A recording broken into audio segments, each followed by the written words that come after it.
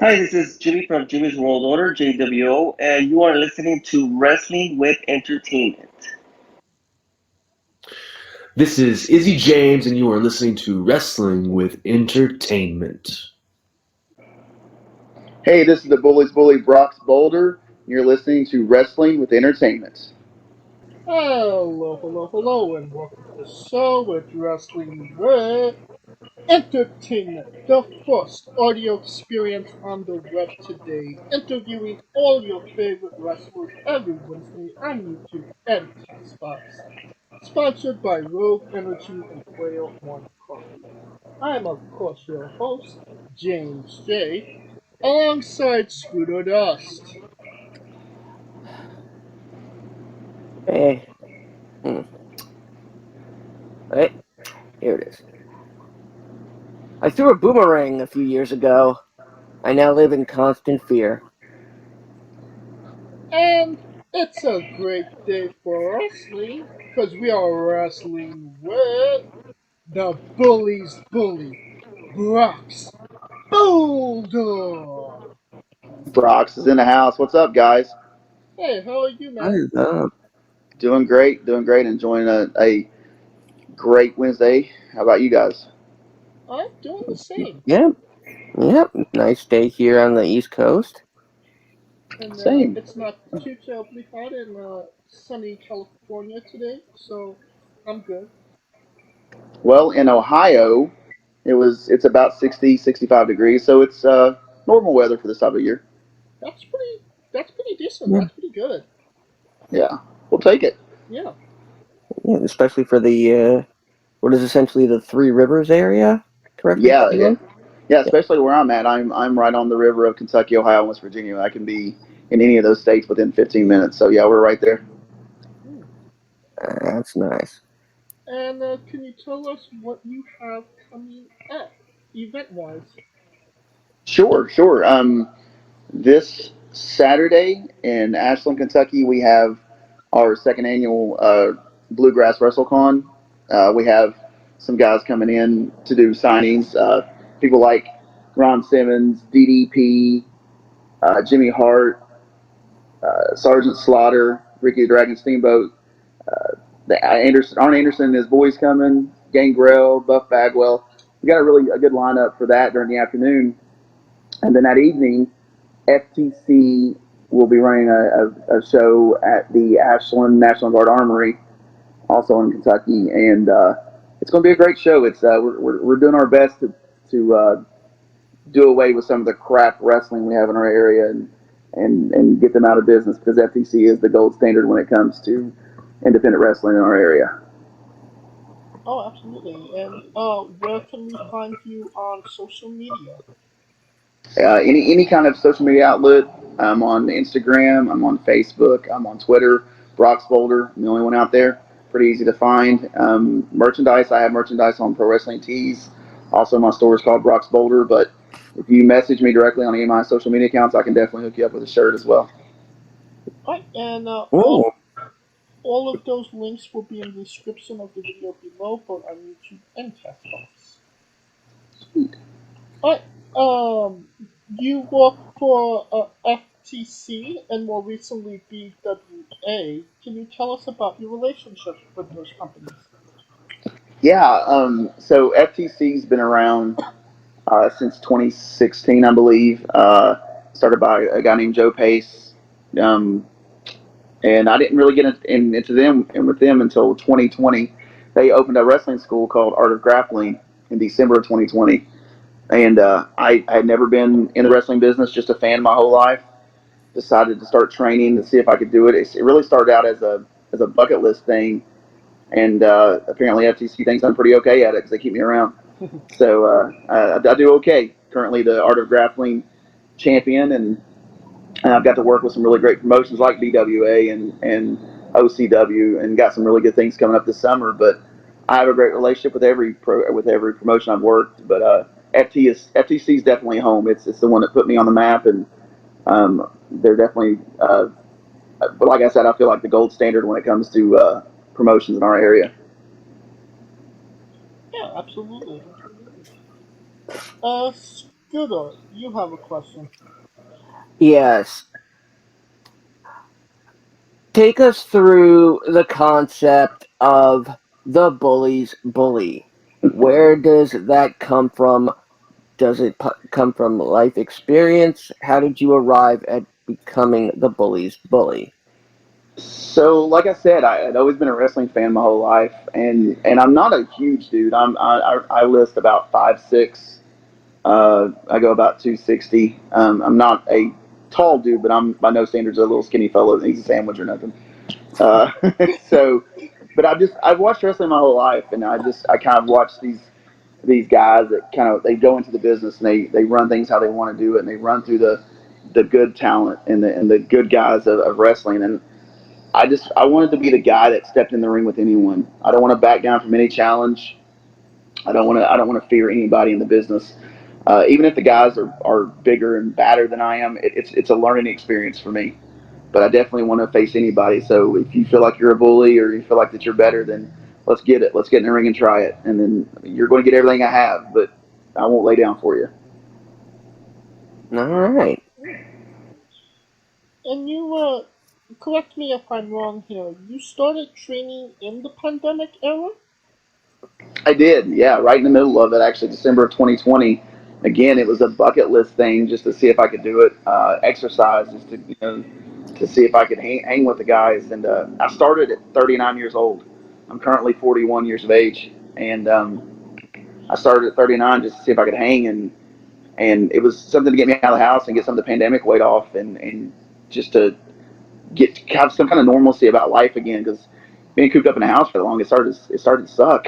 So they opened this school up. Joe Pace opened the school up just a few miles down from my house, and I thought, man, I love the sport, and I've always played other sports my whole life, so let's see if I can do it. And again, they keep me around, so I must be doing okay at it.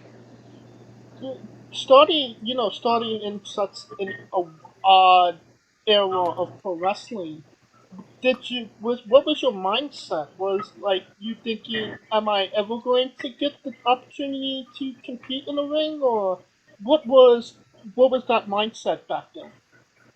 Well, the really cool thing is wrestling for a school that has an established promotion and established fans really gave me a leg up on a lot of people that get started. We're in a different time than back in the day. Back in the day, there wasn't social media. There wasn't Right. a thousand little independent different shows. You really had to go to these big schools and put in go away from home, and you really there was nothing there to really help you. But the era we live in now, social media, it makes it easy to get started, but it's not necessarily easy to keep it going. But with mine personally, with FTC, they have a great following, and literally we started in December, and in February of the following year, which was just a few months later, we had a student show that was strictly for students. We had veterans come in and work with us that had just started out, and following the pandemic guidelines at the time with mask and ratios in the building, we were able to run a student show, and it was very successful. And a lot of those students that ran that show are some of the faces of FTC now. Um, but it all goes to Joe Pace and FTC just giving us the opportunity and making sure that putting the best talent out there in front of the fans and keeping them interested. No, you did mention that you started at 39 in your Yeah. wrestling training. How did starting later on help and hinder your training? Well, I'll be honest with you. I was a little taken back at first because almost everybody that was in training when I first started was almost quite literally half my age. And there's been people come and go along the years that we've been there. Um, but what it's done is it's made me use my head a little bit more than my athleticism. Our trainer, our head trainer currently is Bobby Blaze. He's been there since pretty much day one. Um, Local legend, but he's been all over the world. He's been in New Japan, WCW. He's been everywhere. Oh yeah. If you don't know who Bobby Blaze is, you definitely need to learn. He's phenomenal. But also for the first year of AOG, we had Jillian Hall, who again, phenomenal trainer. She really busted our rear ends into gear. So she's since left and kind of started her own thing. But we never really forget what those people teach you. And so being at 39 and having those old school type of trainers, it helped me, but they taught me how to use my mind more than my athleticism, and take less steps in the ring, so I'm not blown up as quickly and things like that. But it's come along to where I've got to the point that I feel like I'm okay in the ring now, even with the younger guys and girls. Oh, Scooter, you have a question.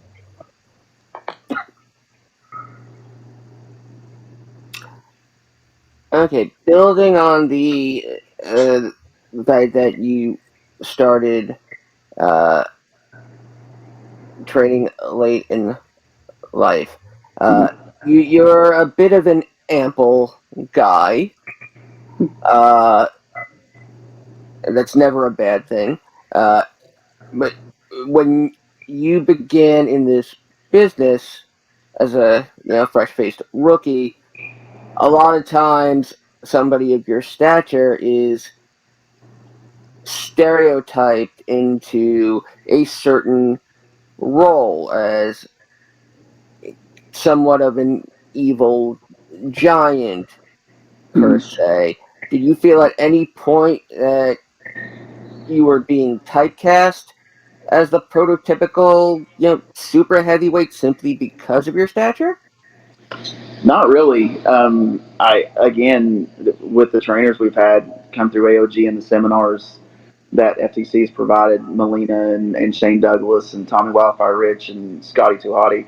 We've had all those guys and girls come through our school, and they've done a really good job on preparing me to kind of get away from the typecast of, having Napoleon syndrome almost, being a little guy in business. So um, I can, again, I've done a lot to get to the point to where I can hang with a lot of the guys and girls in just about any promotion I've worked with.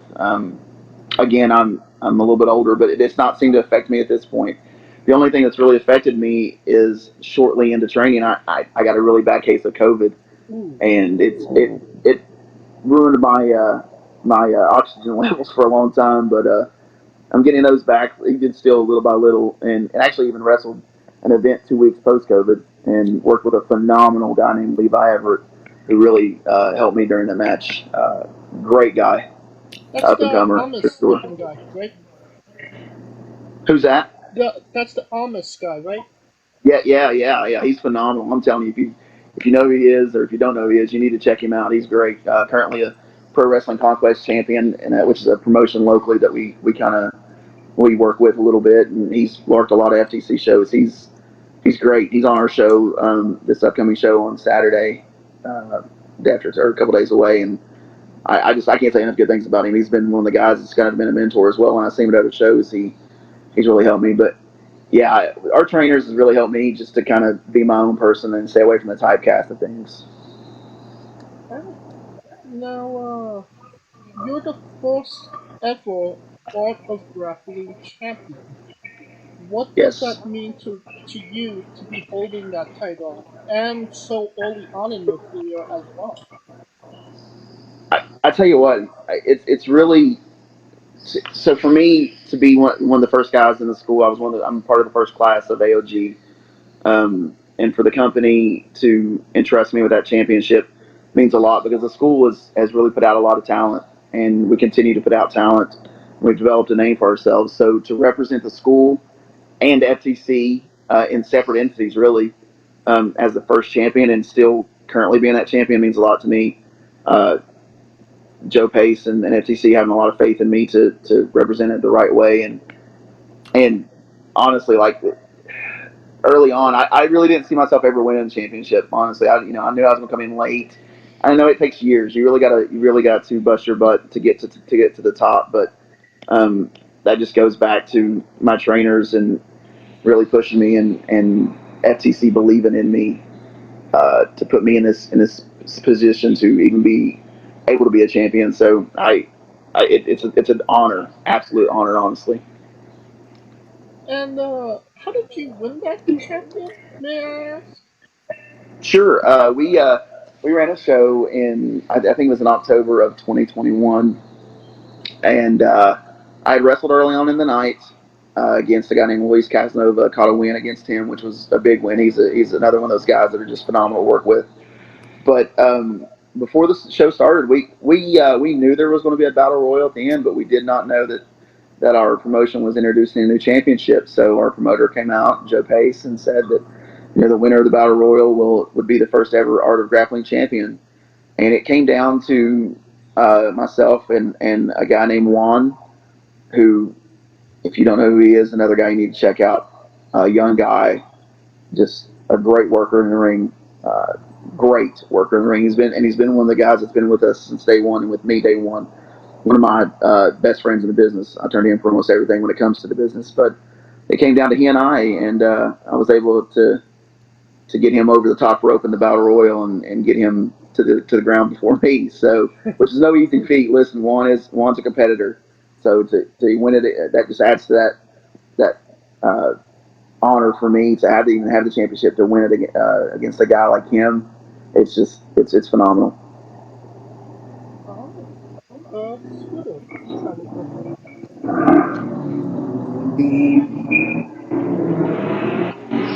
Yes. Who designed the gear you first started wrestling in, and do you feel ring gear, and by proxy the look of a wrestler, should evolve with the wrestler? Let me put that maybe in easier terms, I think, at least for me. Should a change of gear feel like a natural progression instead of changing it for the sake of trying to get noticed more? Yeah. So the original concept of my gear came from uh, Jillian Hall. I have to give her the credit. She always called me she always compared me to Taz. She always called me a little Taz. And he wore a singlet. That's what he done. He was pretty basic. He was a singlet guy, and he just went in there and whipped some butt. That was his thing. And so the idea for a singlet came from her. The design on the Brox Boulder stuff, things I put on there was just to spice it up a little bit, because I don't, as much as it was an honor to be compared to him, especially from somebody that worked with him in WWE. I didn't want to be him. I still don't want to be him. I want to be the best Brox Boulder. I don't want to be the next Taz.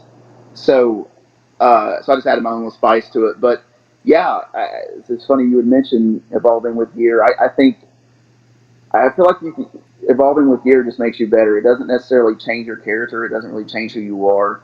It just shows that you're evolving in the business and getting more adapt to how things are, and giving the people what they want. And funny enough, that question came up. I'm actually debuting new gear this Saturday. Danny Gosha out of North Carolina designed 2 new pieces for me. One of them I will debut this Saturday. One I'll kind of hold back, but it's as a little sneak peek. It's a tribute to Bobby Blaze. But that one's kind of on the back burner for now. But yeah, I'm actually debuting new gear this weekend, and I think it's definitely important to evolve over time. You don't want to stay kind of stagnant with everything, and it's definitely a great thing to evolve in the business. All right. I love that. That was awesome. Yeah. You recently had a last man standing match against Jock Samson on a card with some really heavy hitters. Yeah. Could you tell us about that match and kind of what it meant to you to actually main event that show? Obviously you've seen the card, and like you said, the heavy hitters on that card, and um, for FTC to kind of put me in a position to anchor that show, which was a phenomenal, absolute phenomenal show, meant a lot to me. To wrestle a guy like Jock Samson for the second time in my young career, my very first match ever came against Jock Samson. So to have the opportunity to potentially bring the FTC championship, which he currently holds, but he holds it in his mind. He didn't win it. He just decided that he was going to be the FTC champion and took that title. But for them to task me with the opportunity to bring that title back to FTC, for someone to rightfully earn it, was an honor. To do it against a guy like Jock, who, listen, is a butthole. He's a butthole, man. Tell us what you really feel about him. Yeah, but listen, when it comes to who he is in the business. He stands in the ring and screams he's the greatest of all time, and I'll never admit that he's the greatest of all time, but he is really good at what he does. So to have an opportunity to wrestle him 2 times in my career, my very young career, with the opportunity to bring back a prestigious title like the FTC Championship back to FTC, it meant a lot on a card like that in the main event. It's funny. I had my first event in February of 2021, and here we are in May of 2022. And I feel like that I've done so many things I never thought I would do in the business that I wanted to do. It's a blessing. It's so crazy, and we're days away from this next show that's just as a big a show as the last one, and I'm tasked with being in a 5-on-5 elimination tag against ECC's Best, which is the company we're trying to get out of here against, and I'm kind of the guy that has been tasked with these other 4 on our team to shut them down. So a young career, but I've established so much that I never would have thought that this was where I'd be at in December of 2020, honestly. It does really seem like you have that how do you say this? Like the Johnny Gargano heart of NXT type role in FTC. Would you say that? Yes, I believe FTC, man. They have done so much for me that I carry them on my shoulder with everything I do. Even these other promotions I've been to, I appreciate those opportunities. BWA was phenomenal. That's probably the most recent one I worked. That wasn't FTC. They were phenomenal, and they have a great promotion. And I'm actually going back to work with them in the near future. But everyone has a home, and FTC is definitely my home. And I wear them with honor. I mean, I'm just telling you, if you look them up on YouTube, if you look FTC up on YouTube or anything, we have a DVD that we have out for sale of the My Way show, which was the last one we had in February. That was an amazing card. You can really see that the promoter puts a lot of thought and effort into the matches and really wants to put the best promotion or the best product out there. And I can't say enough good things about the promotion. They made me who I am. Getting back to Jock Samson, he was your first match, and he won that match with some, let's say, nefarious means. Yeah. He caught me with a low blow and hit me with his finisher and got the count, the pin count on me. But listen, the last one ended in kind of a crazy way. The owner and promoter of ECC slid in the ring and put me out with a chair, and then he threw Jock through a table and took his championship and ran like a coward. So I anticipate Jock and I having that last rubber match sometimes before he and I both hang him up, and he will not get away scot free like he has the last 2 times. I promise. He's the epitome. He's the definition of the bully that can't stand in the business. He bullies people around and does what he wants and calls himself the king of the one night stands. And he is the guy that I look at when I say I'm the bully's bully, and he will not get off scot free like he has the last 2 times. I promise.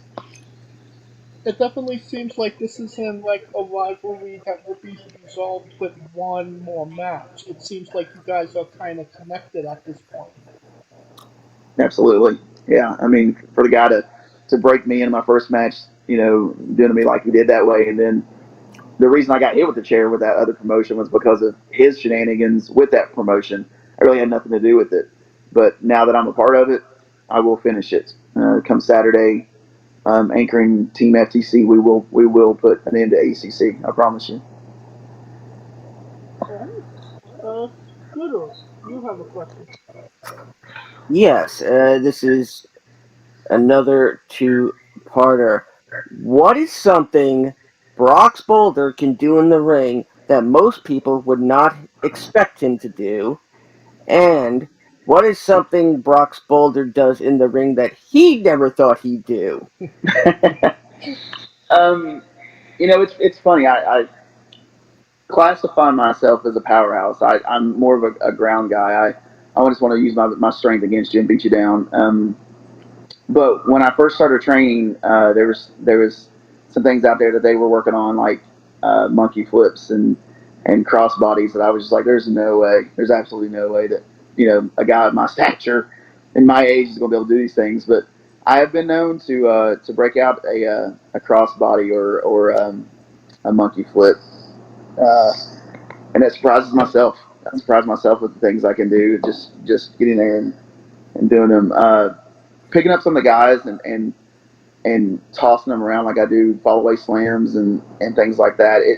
It's funny. Like, I know how old I am, but I don't feel that guy. I don't feel that age. I don't really feel like I even look that age. I feel great in the ring. So anything that I do that a lot of people where they stereotype me and typecast me as that guy, anytime I can leave the ground or I can just outstrength someone, I feel like that it amazes people. But for me personally, one of the things that I can't believe I do in the ring, was that the second part of the question? Yes. Yep. The thing that I am shocked with that I do in the ring is that I even get in the ring and do it. I'm gonna be honest with you, like starting when I did and knowing it was just a bucket list thing. Every time that I step between the ropes and get in the squared circle, it's like I'm still doing this. I'm still here. There's no particular thing that I do that sticks out to me. Just the fact that I get up and I do it. A lot of people don't want to, or a lot of people are afraid to. We've had a lot of people come through the school that done one session and they were like, it's not for me. We're going to quit. The fact that I'm still doing it and still doing it at a decently high level, it just amazes me that I can actually still get in and do it, and that I still love it. I cannot wait to get in between the ropes every time we're there. We train 2 nights a week at AOG, and I cannot wait to get in the ropes to get in there with my my fellow students and get in the rings with my opponents when I go to different promotions and even FTC. I can't stress enough just being in the ring, how much I love it and how much it amazes me that I get to do that and entertain people. Yeah, very, very nice. I always ask that simply because when I was on the Indies, way back when, I'm going to date myself here, back in 2010 in the NYWC, training with guys training with guys like Alex Reynolds, John Silver, Tony Nese, whatnot. I come from Zack Ryder's backyard, essentially. Right. I'm only 5'4", and shit, a buck and a half, 150 pounds, and Right. I could bump, although some might tell you differently. They can go fuck themselves, but I could not leapfrog for my life. Despite the fact that I'm typical cruiserweight stature, I could not do Hurricane Ranas or anything like that. Mine was a strictly, Drew Gulak-esque offense. So I appreciate that honesty. Thank you. Yeah, well, and I've done the things that a lot of people don't think I should do. Like, I've done leapfrogs, and they're more of a mild hop frog than a leapfrog. The guy needs to know the person I'm working with needs to know to get low. But I can get up there. I mean, I pride myself in my drop kicks. So I feel like that I've got a pretty decent drop kick, which is something that a lot of people can't master. And by no means have I mastered it, but I don't make it look like crap. So I don't do anything that I don't think is up to par with what I've been trained. Honestly, I mean, I never go out there and do anything to make Bobby look like he's not doing his job, because he's more than doing his job. This is a guy. Let me tell you about this trainer. That Bobby is the type of guy that he goes home after a training session and he sits and thinks about every individual person that's in our class. Because technically, I'm still considered a student. I'm still at AOG. I'm going to be what you call an advanced student, but I'm still considered a student. I think everyone's a student of wrestling until they just don't do it anymore. They tell you that they've learned it all. They're wrong. You're But right about that. Bobby is the type of guy that will go after class and think about every individual student in the class and what's best for them, what moves work for them. He's not a cookie cutter trainer. He honestly has our best interest at heart and the business best interest at heart as well. I love him. He's one of my favorite people on the planet. All right. And you mentioned, doing the drop kick. The drop kick is a very underappreciated move. That, obviously guys like Randy Orton know how to make it look easy. But if you can throw like a good drop kick, it definitely shows you what kind of wrestler is in the ring. No? I agree. I think that a lot of guys try to do things that aren't really built for them. Again, like I said, not to beat this dead horse, but Bobby, man, he tries to put things out there that are good for you. And I think a lot of guys, especially on the independent circuit, try to do things that don't really fit their moveset or fit their body type or fit their person. Um, they'll hit drop kicks and they'll kick guys in the gut or they'll kick them in the hip or what I'm saying, and which is it's going to work. It's going to get people down. I mean that's part of the business. But I feel like that if for a move to be fully effective, it needs to work and look clean and smooth. And that's how I was trained. If it doesn't look smooth, there's no reason to do it. People are they want a good show, and that's what I think it's about, is making everything look top notch. Has the Bullies Bully ever played the video game Bully? You know what? I haven't. I don't know how many times I've been in a store. One of our biggest sponsors is a place called Time Warp, and the owner and I, we have a joke with each other. I kind of call it it's kind of the main nerdery for our area. Like it's vintage video games, Dungeons and Dragons, you name it. If you were a nerd in any way, and I am, they have it, and they have two locations. Actually three, two of them in the mall, in our local mall, and then one in a standalone store in Ashland, Kentucky. But me and him joked that it's the local nerdery. But I don't know how many times I've been in Time Warp or any other game store and seen Bully and thought, I'm going to try it. Because the kid always reminds me of Bobby Hill from King of the Hill. He looks just like Bobby Hill to me. So so I see it and I'm like, damn it, Bobby. I want to play it, but I've never actually pulled the trigger on it. So I think it'd be kind of fun to do. I need to try it. Damn it, Bobby! Right, exactly. Even funnier than that is just recently Joe Pace and I started a venture where we run a bar here in town in our hometown of Ironton called Drifters, and it's a gaming bar. We have video games. That's where I'm at actually right now. But we started this bar and it's a gaming bar. We have video games here with emulators in here. We have modded Super Nintendos and Dance Dance Revolution. We have a bunch of stuff in here, and that might be something fun to bring in here to maybe that where I'll break my streak of not playing bowling. Maybe I'll go get it and bring it over to the bar and try it. I was just thinking right this second, if you start a Twitch stream and bring Scooter on and he does the voice of Buffy. Yeah, that would be funny. And it's just that's the game. Is him doing his voice and he playing the game, making a whole different game. That would be great. More twang. Hey, Dad. Hey, you want a wedgie? It's not on point. I'm more of a Hank. Damn it, Bobby! I don't know what to do. Yeah, my brother, he's a radio DJ, a lot of stuff in North Carolina, and he played Hank Hill on the radio station for the longest time, and he sounds just like Hank Hill. Like he'll call me and he'll try to sell me propane.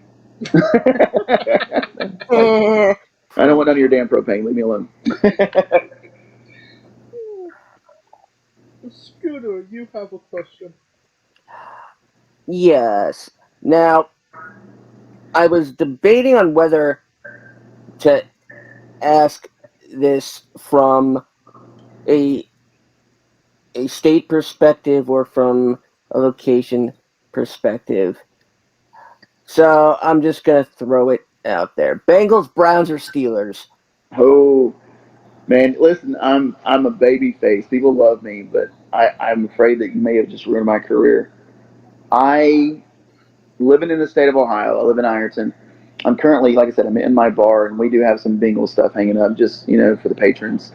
And being an Ohio guy, you think that I'm an Ohio State fan or I love the Bengals and the Browns, but I am a die-hard Steelers fan. I love the Pittsburgh Steelers. Always have. Yes. I love the Steelers. I hate Ohio State with a passion. Um, I can't stand them. I'm a diehard Kentucky fan when it comes to anything: baseball, football, basketball, hockey. If they would start a cornhole team, I would love Kentucky. I wouldn't care. I love Kentucky. So that's yeah. I'm definitely a Steelers fan for sure. If it was yesterday, you would have heard me go Roll Tide. Today, it's Go Dogs. And that's essentially While because yeah, our co-host Kaliko is a diehard Bulldogs fan, and he kind of bullied us into being fans. Don't let anyone bully you, man. Next time you have a bullying problem, now you know who to uh, call. You know who to call. well, can you take care of my ex-wife then? Listen, that's probably the only bully that I'm afraid of myself of our all ex-wives. While we're on the subject, Reds or Guardians? Definitely a Reds fan. I hate to say that because they've won all 3 games this year, um, but I'm definitely a Reds fan. I've grown up a Reds fan, which is odd because again I don't like the Bengals, but I'm a Reds fan. But people are like, they're like, how can you hate the Bengals but love the Steelers? Because I'm an odd person, that's why. But I'm definitely a Reds fan. I'm definitely a Reds fan. Quick anecdote: when I started Little League, because I was a big baseball player throughout my youth and into high school, my first team happened to be the Reds, and Mm. the first year I ever played, we won the championship, and we beat the only team that we couldn't beat that season in the 3 games we played them. We beat them once. They were our only 2 losses, and we played them in the championship, and they happened to be the Pirates. Nice. Yeah. Uh, Yeah, it's funny because, like I said, I'm a diehard Steelers fan and a Pittsburgh Steelers fan, but I'm also a huge Kentucky fan. And head coach John Calipari is a huge Pirates fan because he's from Pittsburgh.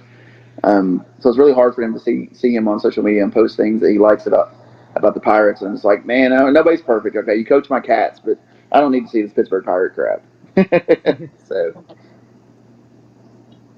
all Now, right. I'm just gonna throw a name out there, and you just tell me what your thoughts are. sure, Cyril Bubbles. Sarah Bubbles. Um, I'm going to tell you a funny story about Sarah. She wanted to.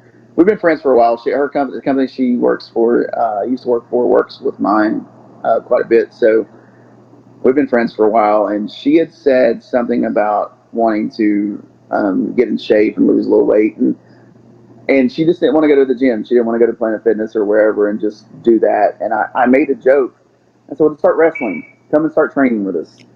And literally, when I tell you guys, the girl didn't know anything about wrestling. She never watched the first episode of any type of wrestling, not any promotion in her life.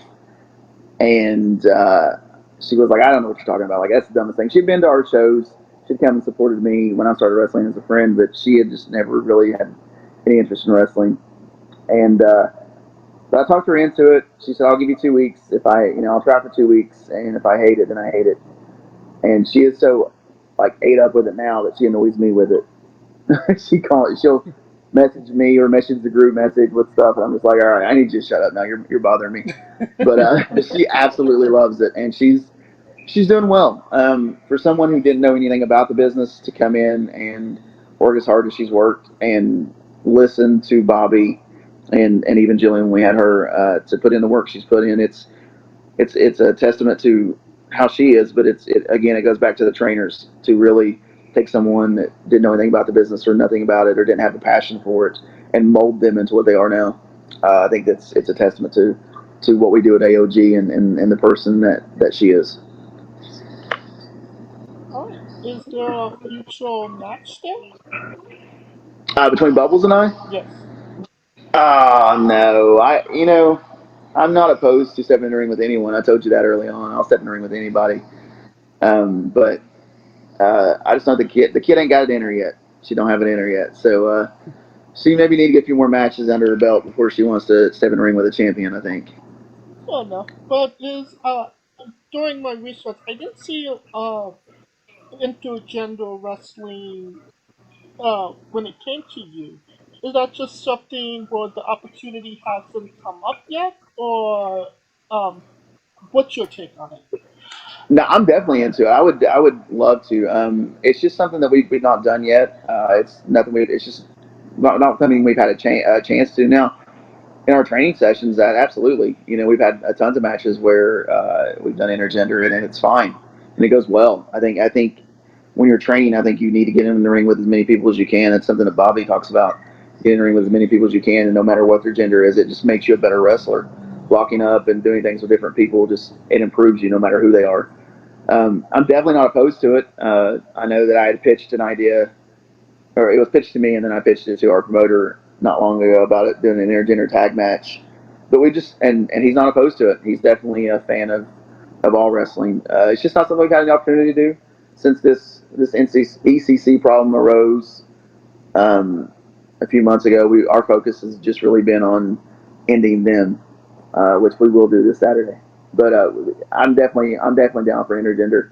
I'm down for anybody that wants to get in the ring, and I'm definitely down for anybody that thinks they can step up and be my partner or even my opponent. I'm down for it. All right. Scooter, you have a question. Now, you probably get asked this a lot. My apologies if this has been asked before, and this is a little bit of a multiple parter as well, but have you heard Jillian Hall's actual singing voice? uh, yes, I have, and that's the end of my answer. Okay. That's it. Uh, is there, how do I say this? There isn't her big mole that the boogeyman bit off. It isn't in like a glass enclosure on display there, is it? It's definitely not at our school. Okay. It's not. We don't have it here. Again, like I said, she moved on. But it just with life things like that happen. But no, it's not there, and I will tell you, man, I absolutely appreciate everything she's done for me.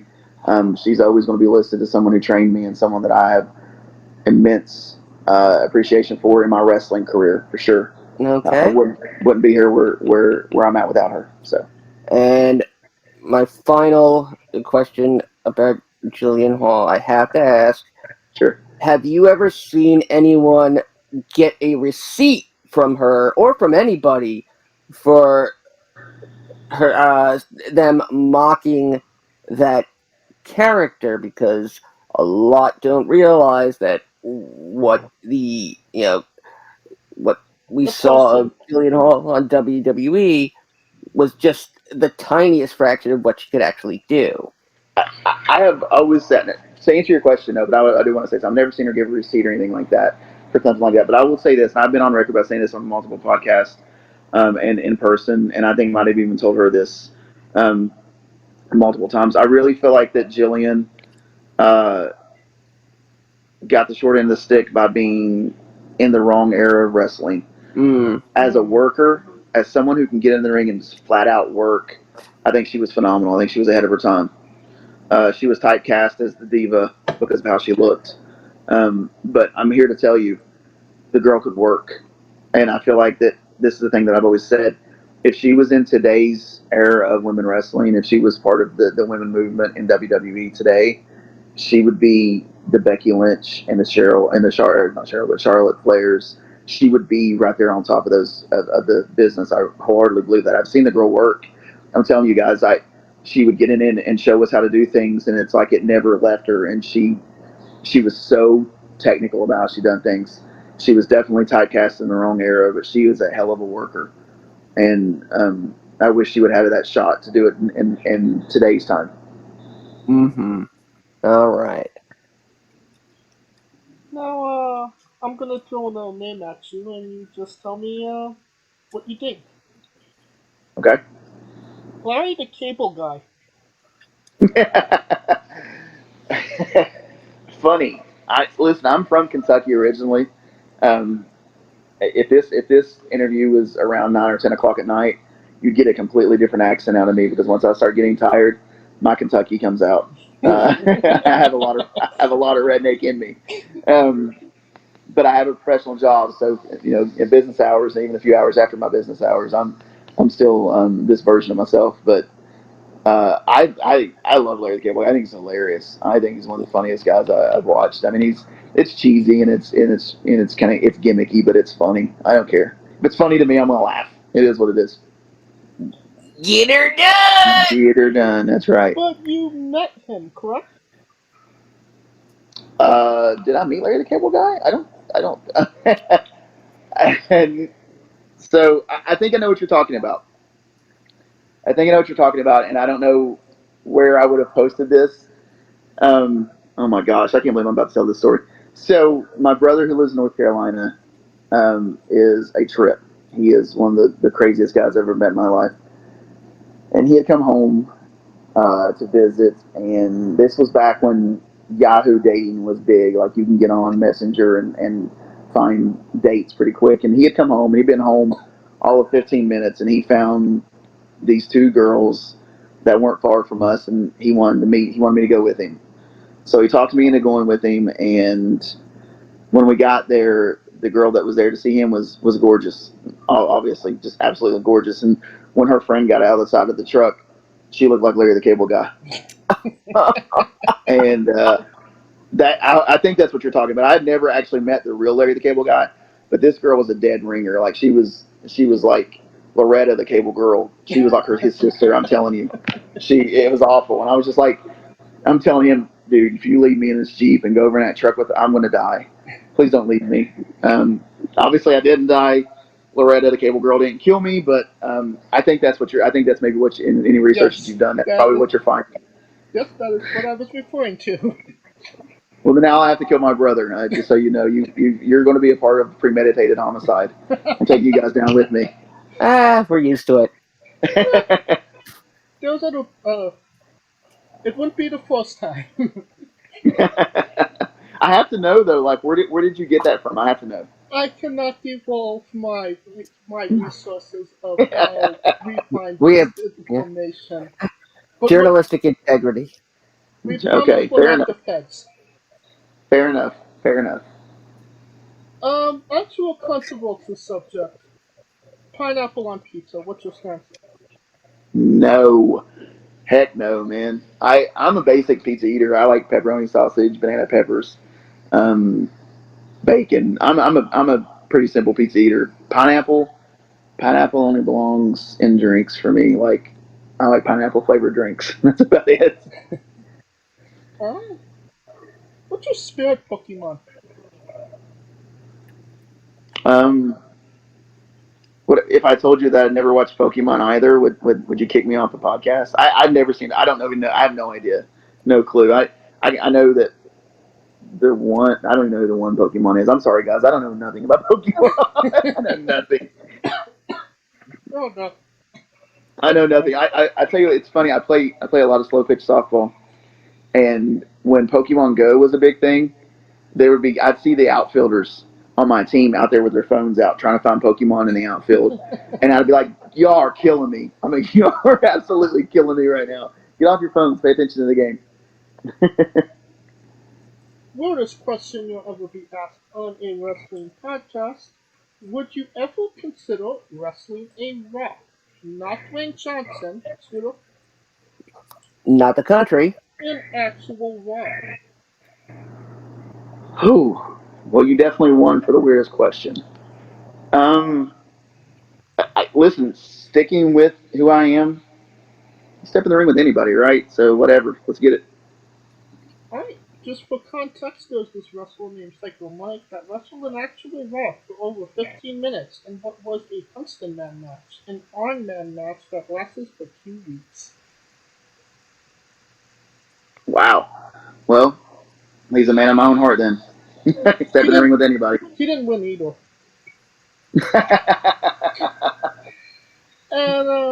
And the show, we love Tracy Smothers. Do you know the acronym for Thug? THUG. THUG. Yes. Tracy Smothers. I don't. I'm gonna say I don't. Scooter?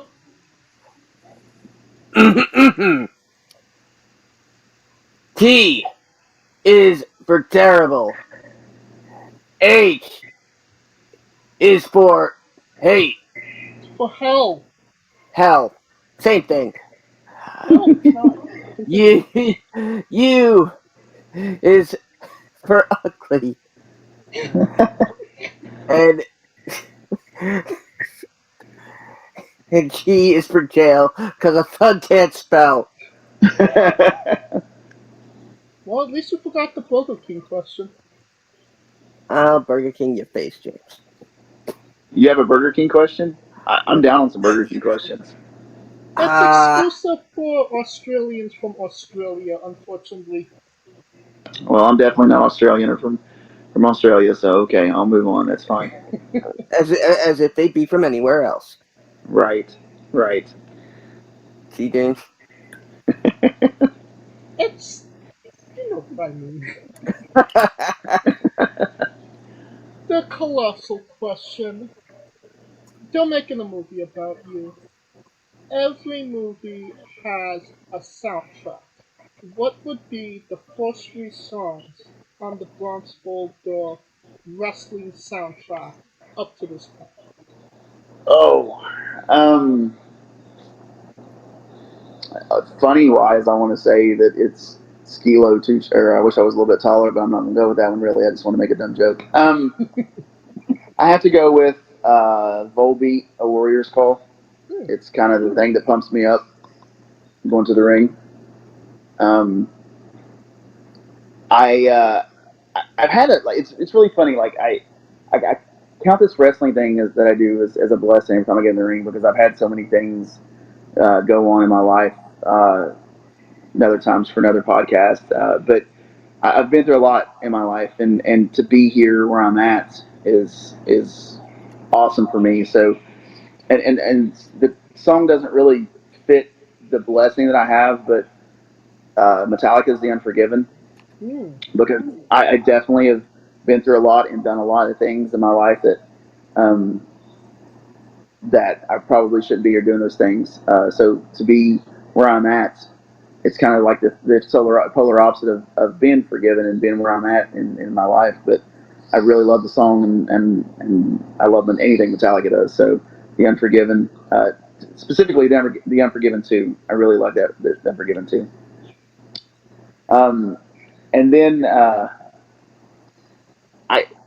as far as the soundtrack, man, I love Garth Brooks. Hmm. Probably one of my favorite artists ever. I absolutely love everything he does. And wrestling is a family. It doesn't matter if you're FTC, if you're BWA, or any of the places I've been, or the places I'm going to in the future. Wrestling is a family. Um, so, but it's also the redheaded stepchild of families. I feel like a lot of people look down on wrestlers, but some of my very best friends that I've have right now, I've gained them over the last 2 years in this business.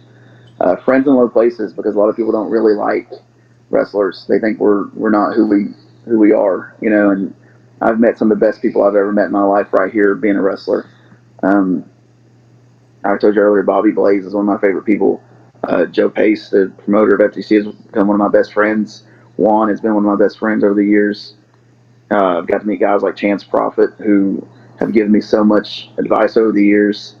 Um, there's a fellow wrestler named Dylan McQueen who's phenomenal. Who's going through some things right now, and I don't know what's going to happen with his career. But every night I check on him and see where he's at with the things he's trying to figure out. He's currently not able to walk, and they're not real sure what's going on with him. But he's a phenomenal talent.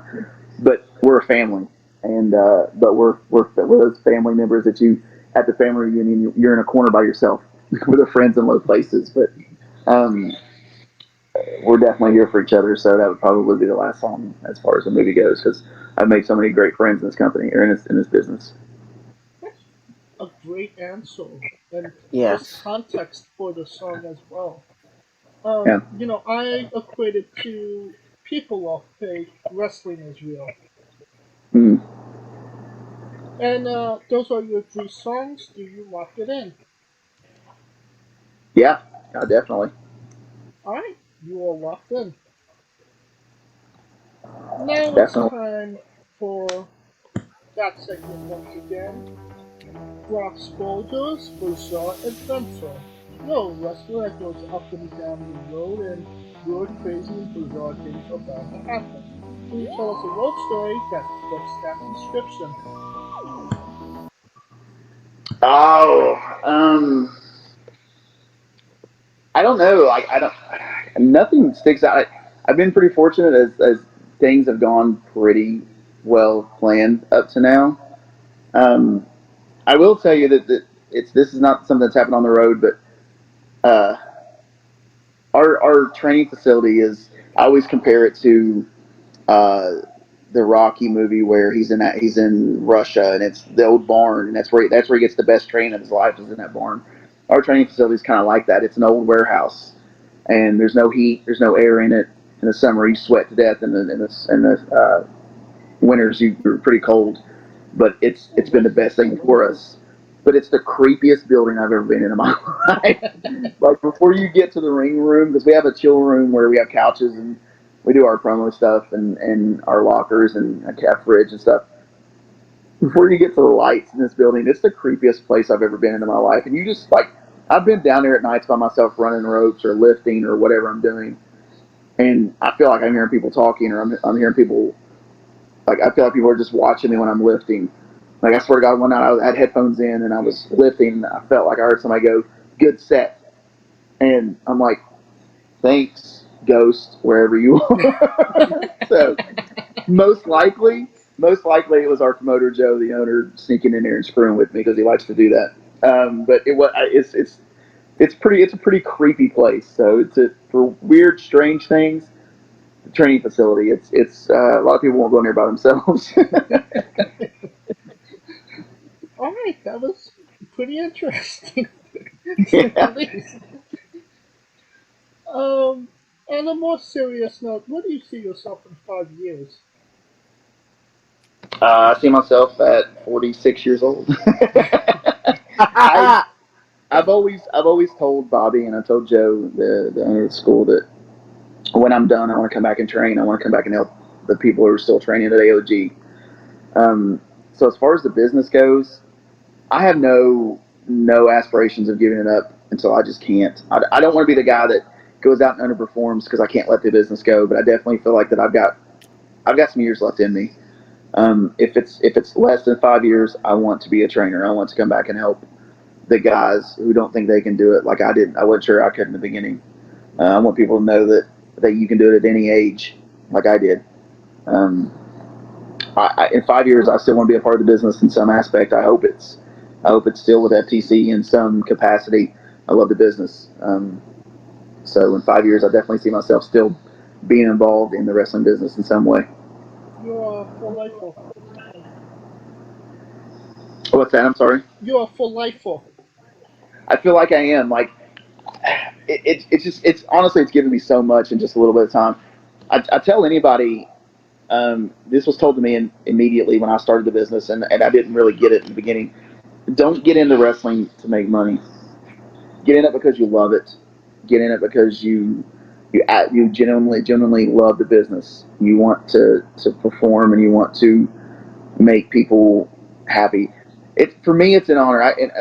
Real quick, there was a guy that was with with our school, and that's how I got involved in wrestling. He's not with us anymore, but I was at a show of his, and I was sitting in the stands, and in front of me was this kid. He was probably 12, 13 years old, but he had 4 or 5 homemade championship belts in front of, sitting on the floor in front of me. And when my friend come out to wrestle, he picked up a championship belt and it had his name on it. He had made a championship belt for this guy. And to me, this guy at that point, this was before I started wrestling, it's about a week before I started training. To me, this guy was just who he was. It's a guy that I played basketball with, whatever. I just knew him as that person. I didn't really see him as the wrestler. But I seen how happy he made this guy. or this little boy, and I seen that this little boy had come out with his dad, and his dad had obviously bought the tickets and bought the popcorn and bought all the drinks and bought everything that he had had. So for that friend of mine who brought out the kid and had his dad say, "Dad, can we come watch so and so wrestle?" Um, and he done it. I was like, that's what I want. That I want that feeling. I want to know that people are coming out and spending their hard-earned money with us. Listen, it's very hard to earn money now. I mean, you got to get out there and actually work. I mean, it's if you're working and you're coming in and spending your money, you deserve everything that I have in the ring. So for someone, a child, to come out and say, "Dad, can we go watch Brox Boulder?" or anybody say, "Let's go watch Brox Boulder wrestle," even my softball buddies, it's a blessing to me. I am definitely a lifer because of that. I definitely want to go out and be able to make people have a good time at a wrestling event, no matter what it is, manager, a part of FTC in any other way. Once I'm done wrestling, I want to be able to do that. So. Oh, that was awesome. What is a match people should go out of their way to see that Best Shows Off with Brox Boulder is all about? I always say that my best match I've had was against Levi Everett. Um, Only because I don't remember much of it. I was 2 weeks post COVID. But I always say Levi Everett's match. We had probably the best match that I've ever had. I feel like, but um, at OCW, I had a great match with a guy named Alex Mathews, who is also a phenomenal talent. I've been really blessed to wrestle some of the best guys in some of the best promotions. Alex is great. That was a great match. It's you can get on Facebook, OCW's Facebook page, scroll back, and there's they have all their matches posted. They do a Facebook live feed for their shows. Mine and Alex Mathews was really good. Mine and Levi's was really good. Um, but again, anything that I've been a part of so far, I feel like has been a great match. Been put in a lot of good positions with all the companies I've worked for, and I've wrestled some of the best guys in the business. So I've been really blessed so far. And if I could find one of those matches on Facebook, I will put it in the description of the video below, both on YouTube and Castbox, so people could go watch it after this interview if they haven't already. Sure, and then like I said, I know FTC has a YouTube channel. It's just FTC Wrestling. You can go on. I know that a lot of our matches are on there. We were kind of behind on uploading some stuff, but yeah, in the coming weeks, I'm sure we'll get more stuff uploaded. We got a lot of stuff on there already, just to kind of give you an idea of what we're about at FTC. Oh, absolutely. And since we're nearing the conclusion of this interview, we are wrestling with the 8 questions of doom. Dun, dun, dun. This is our speed round, our bonus round, the round where we see who you really are. Are you ready? I am ready. Excluding yourself, greatest wrestler of all time. Stone Cold Steve Austin. Worst wrestler. Nia Jax. Well, you just lost two. Oh, that's my future wife. Well, she's not busy anymore because she's not working, so you got her. You can go get her. You're main eventing WrestleMania for the World Championship. Who is your opponent? Ooh. I would really like to step in the ring with Kevin Owens. A lot of people compare me and Kevin Owens, but Kevin Owens, I like Kevin Owens. If you could come out to anyone's entrance music, past or present, who would it be? Stone Cold Steve Austin. That's my hero growing up. That's my guy. I think I kind of could expect that since he was the greatest wrestler of all time. Yes. Finish the sentence. Kayfabe is. One more time. I'm sorry. Finish the sentence. Kayfabe is. Kayfabe is. I don't know. Dumb to me. I feel like. I mean, it's just kind of dumb at this point. We also would have accepted. We also would have accepted is quite good on toast. Squash, fruit or vegetable? Squash is a vegetable. It is a fruit. I'm a But, wrestler, man. Come on now. well, you might not have gotten the question right, but you're in good graces with Kaliko Yachts, a part of Squash Squad, and that means a hell of a lot more. I'll take it. New Japan wrestler Taichi, his ring gear gets smaller every year, revealing more of himself to the world. My question, what is the appropriate trunks to butt cheek ratio for ring gear? I guess that would be depending on who's wearing it. Um, Rikishi, who I worked a show with, I'm glad he didn't wear his normal gear. But if Alexa Bliss is wearing it, then we need to change it.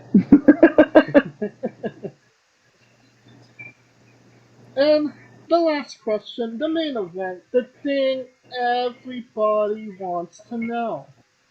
Have you ever had a conversation with a stranger in a supermarket about Darby Allin? No, no. The only conversations I've ever had about Darby Allin is with Caleb Throne, who's one of our wrestlers at FTC, and it's just because he idolizes him. I feel like. And that is the correct answer. And of course, that will conclude this interview. Thank you so much for coming on and doing this with us. No, thank you guys for having me on. It was a pleasure. I really appreciate it so much. Absolutely. And where could we find you on social media and your merchandise once again? Again, any social media I have, Twitter, Facebook, or Instagram. It's Brox Boulder. Just type in Brox Boulder, I'll pop right up. I have merchandise on Pro Wrestling Tees. My store is called Brox Boulder. But like I said early on, if you message in my social media accounts and want to bypass Pro Wrestling Tees, I'm okay with that. And I can definitely ship something out to you. I have PayPal and Venmo and all the different online payment apps. So hit me up on any of my social media. I'll hook you up.